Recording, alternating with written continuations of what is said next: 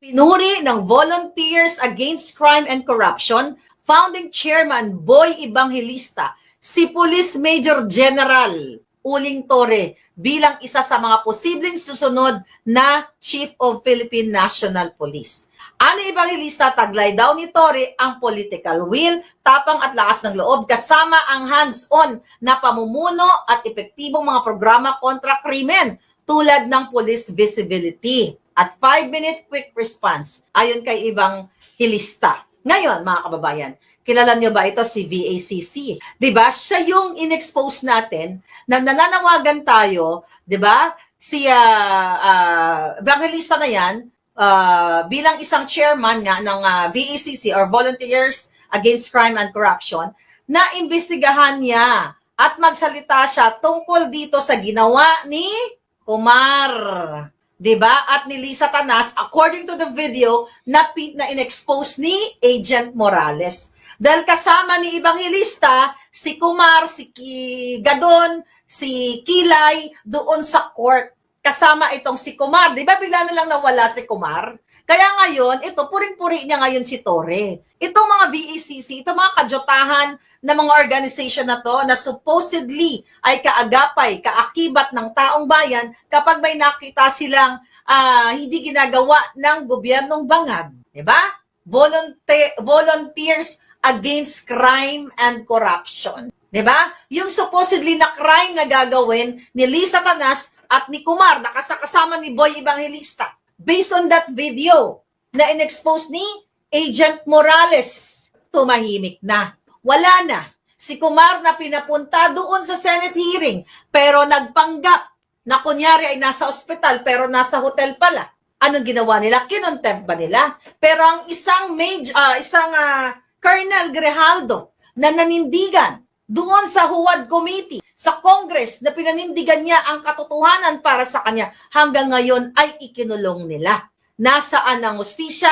Nasaan ang sinasabi nitong VACC chairman na ito na para sila sa taong bayan, sa mga naaapi at sa korupsyon ng bayan, pero ay hindi nagsasalita sa mga panggigipit, pangaharas ng Marcos Bangag Jr. administration. Kaya itong dramatization 101 mo, Evangelista, ilabas mo si Kumar. Magkano ba? Kung meron mang binibigay sa'yo si Kumar, magkano ba? Anong sinasabi mong tapang at lakas ng loob? Kitang-kitaan mo na si Kumar ay watahasang pinangalanan doon sa video at matapang na sinasabi ni Agent Morales, pero tahimik ka. At pinagbubura mo pa ang mga pictures niyo ni Kumar. Anong ibig sabihin yan? Mukhang guilty ka. Tapos ngayon, aayunan mo si Torre na ito ay matapang, anong expect natin? Para sa kanila, yung pangaharas, panggigipit ng mga katulad ni Torre ay what? Matapang at ito'y tama at dapat ipagmalaki. Kaya sabi ko nga sa inyo, mga kababayan, kung hindi kayo kay kilos, Mamansan, thank you. Kung hindi kayo kay kilos, kailan kayo kay kilos? Para sa manindigan. Antayin nyo pa ba na may mangyari kay Pangulong Duterte? 80 years old na ang Pangulong Duterte. Ako every single day, pinipray ko ang Pangulong Duterte. Alam mo, hindi nga ako nagpipray sa sarili ko. Di ba? Minsan ka nakakalimutan ko i-pray. Yung mga taong, na dapat ko ipag-pray.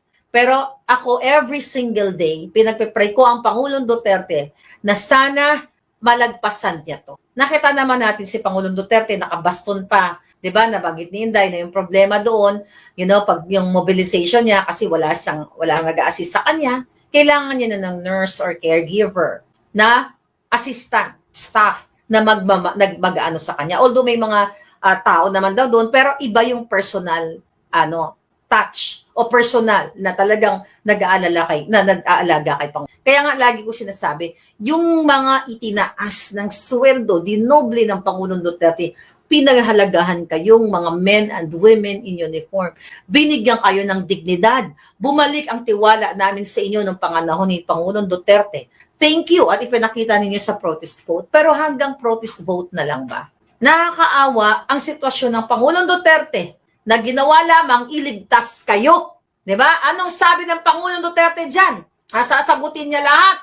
Diba? Yung mga akusasyon o mga kasalanan ninyo na men and women in uniform. Nakita natin ang ibinintang kay Pangulong Duterte na mga dilawan-pulawan na libo-libo, 30,000, di ba, noong panahon ng mga dilawan, na mga ginurgur daw sa panahon ni Pangulong Duterte, ni hindi nga maka-50 doon, na mga peking, mga testigo doon sa ICC. Nakita nyo na ang kasinungalingan ng Pulawan, ng mga rebelding komunista na talagang pinagkaisahan nila ang Pangulong Duterte. Tapos kayo na tinuringan na may balls na nakita nyo naman na nilabanan ni Pangulong Duterte ang mga makakaliwang grupo, ang mga sumisinghot katulad ni Bangag, ang mga pulboronic. Hindi nyo kayang ipagtanggol ang dati ninyong presidente na nagbigay sa inyo ng kaalwanan sa buhay at nagbigay sa inyo ng dignidad.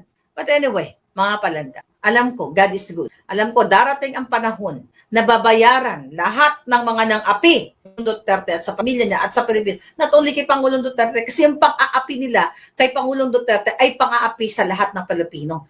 Yung nangyayari ngayon, naranasan nito yung kagutuman, krimen, lahat na paulit-ulit, ay ginagawa ng bangag na gobyerno. At itong mga pulis natin at mga, yun na nga, men and women in uniform, ay hindi pa rin sila nananindigan ng harap-harapan na paninindigan. Total, nananawagan naman si Bangag eh. Pwede ba yon, mga kababayan? Nanawagan siya na mag-courtesy resignation daw kayo. Mag-courtesy resignation kaya sila. Ano kaya magiging impact nun? Majority ng mga police at mga militar, kapag possible ba yon? May lawyers ba dito? Pag nag-courtesy resignations kayo lahat, edi wala nang maiiwan. Edi bagsak na ang Bangag. Ibig sabihin, pinapakita ninyo na hindi na siya dapat mamuno. Dahil ang ginawa ni Marcos Jr., sumingot ng sumingot, manggipit ng manggipit, manakot ng manakot, magbayad ng mga House Representative members gamit ang pera ng bayan para atakihin si Sara Duterte. So walang kwenta ang Marcos Bangag administration na. Kaya dapat sila ay ilubog na silang lahat sa Kumunoy. Kaya itong dramatization 101, the courtesy resignation, chuchu-chuchu, sabi nga natin kahapon, ito ay loyalty check, di ba? Kung sino ang asong julol, at ito'y drama-drama, nag-usap lang sila na, kunyari, mag-resignation ka.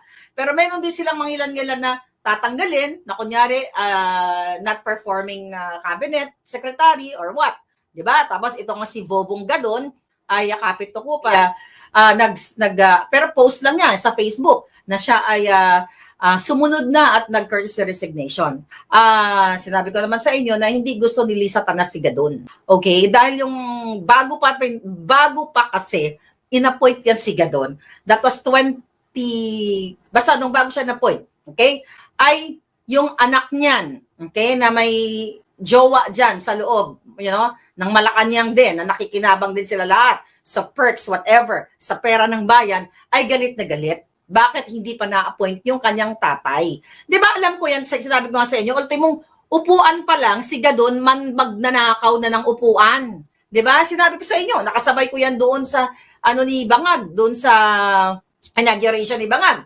Upuan pa lang ninakaw na ni Gadon. Kaya yung mga dramatization niya ng anti-poverty chuchu, binigyan siya ng pwesto para lang bayad sa kanyang pangangampanya. I don't know, baka ngayon isisibakin na yung gonggong na yan. Kasi anti-poverty advisor ni Bangag, may naramdaman ba kayo? Anong in-advise ni Gadon kay Bangag? Lalong magpakabangag. At anong ginagawa ni Gadon? Kundi mangialam sa mga isyong politika. Imbis na, di ba, I remember, nag-vlog ako sa inyo, pumunta siya sa iba't ibang mga eskwelahan, nagbigay ng isang boteng tubig, mineral water, at saka isang perasong tinapay. Ganyan ba yung approach to fight against poverty? Ganyan ba mag-advise ang isang bobo, bobo nga, sa presidente para what do you call it? Maibsan natin ang kagutuman sa Pilipinas? At hindi lang po yun when you say anti-poverty advisor ka, whole nation approach. Hindi lang kindergarten. Hindi lang kindergarten o toddler na bibigyan mo ng isang boteng tubig, isang perasong tinapay, ay magaling ka na. Remember that? At marami at may mga ahensya pa na, ahensya ng government na mag-handle sa ganyang usapin.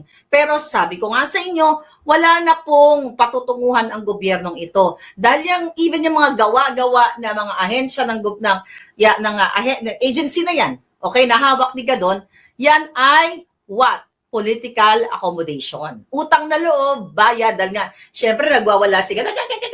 O ngayon, sige, pag nakikita natin kung ma-re-appoint siya.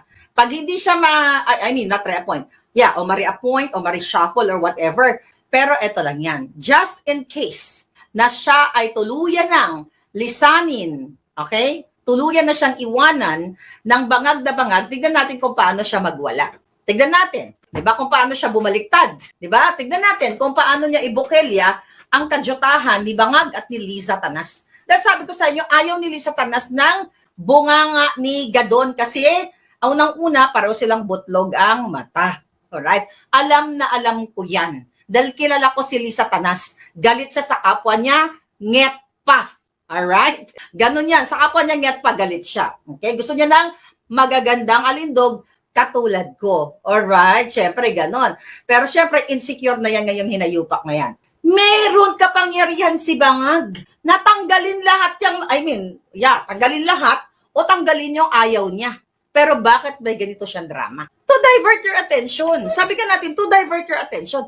Anytime, pag doon na sinabi ni Bangag, o tanggalin mo yan si Bobong Gadon. Di ba? Hindi niya magawa yan. Kasi loyal sa kanya yan. So magbabacklash ngayon. Di ba? Baka si Gadon, ibumula ang bibig. Right? Pwede niyan tanggalin si Loizaga, Yulo, na Department of Energy. Kasi yun, tawag dito, low performance daw, kaya tinanggal, pagpapahinga na lang muna, pero anytime, pwede naman daw bumalik, Pwede niyan tanggalin yan. Lahat yan kadyotahan. Lahat yan. Lahat yan palusot. Lahat yan dahil kitang-kita, di ba? Pa-cute-cute ni Bangag. May mga tinanggal si Pangulong Duterte. Wala siyang pakialam kung kaibigan niya, kaklase niya, and everything, di ba? Tinanggal niya. Hindi siya nagpa-cute-cute.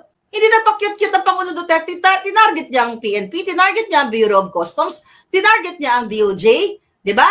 Harap-harapan. Kaya si Bangag Jr., pa-cute-cute na kunyari, paano natin, pa-courtesy resignation natin dyan, meron siyang power, ginagago kayo. Di ba? Ginagago kayo. Kasi umuiwas siya na batuhin siya nitong mga pinagtatanggal niya. Di ba? Para kunyari, palalabasin niya, sila naman ang kusang umalis eh. Di ba? O nag-courtesy resignation naman sila, voluntary, jujujuchu.